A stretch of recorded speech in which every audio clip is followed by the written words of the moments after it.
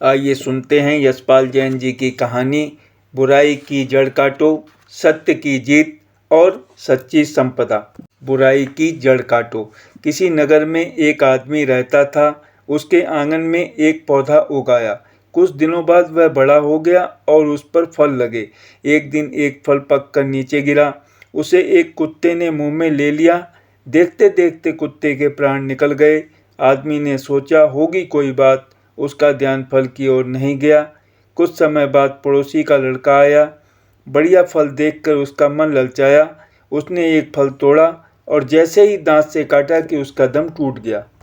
अब आदमी ने समझा कि वह विष वृक्ष है। उसे बड़ा गुस्सा आया। उसने कुल्हाड़ी ली और वृक्ष के सारे फल काट काट कर गिरा दिए।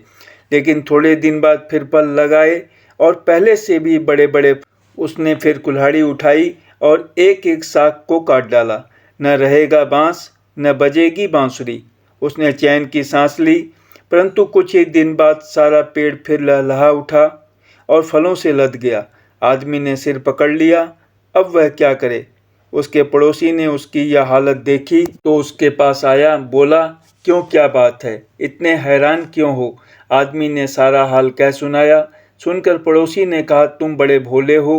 तुमने फल तोड़े, शाखें काटी, पर यह नहीं सोचा कि जब तक जड़ रहेगी पेड़ रहेगा और फल आते रहेंगे। अगर तुम चाहते हो कि इस बला से छुटकारा मिले तो इसकी जड़ को काटो।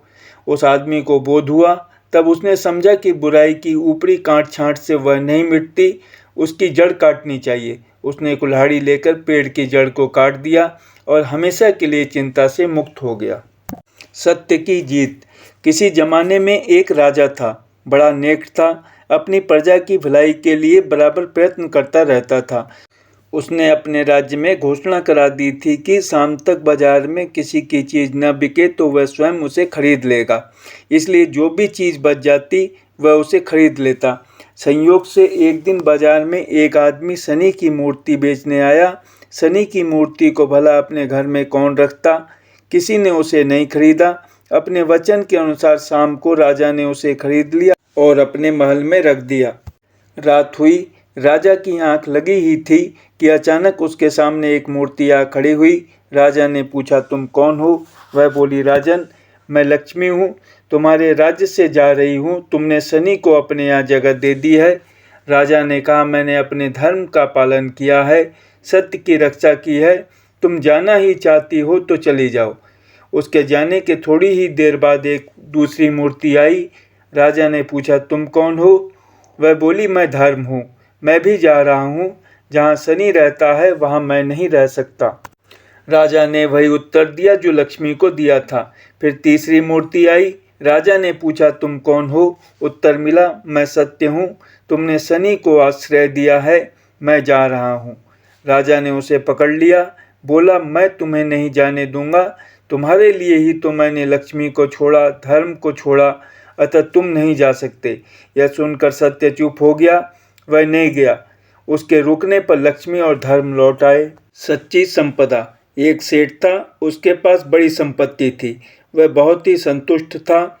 अचानक एक दिन उसने हिसाब लगाया तो पता चला कि वह संपत्ति उसके और उसके बच्चों के लिए ही काफ़ी होगी, लेकिन बच्चों के बच्चों का क्या होगा। इस विचार के आते ही सेठ भारी चिंता में पड़ गया। संयोग से उन्हीं दिनों एक महात्मा उस नगर में आया जो सबकी इच्छा पूरी कर देता था। सेठ उसके पास पहुंचा और कहा, महाराज, मुझे इतनी संपत्ति चाहिए कि मैं भोगूं, मेरे बच्चे भोगें, उनके बच्चे भोगें, कभी खत्म न हो। महाराज ने कहा, ऐसा ही होगा। तुम्हारे घर के पास टूटी फूटी झोपड़ी में सास बहू रहती हैं।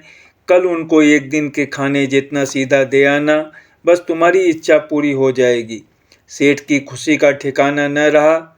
उसकी रात बड़ी मुश्किल से कटी। दिन निकलते ही वह सीधा लेकर झोपड़ी पर पहुंचा।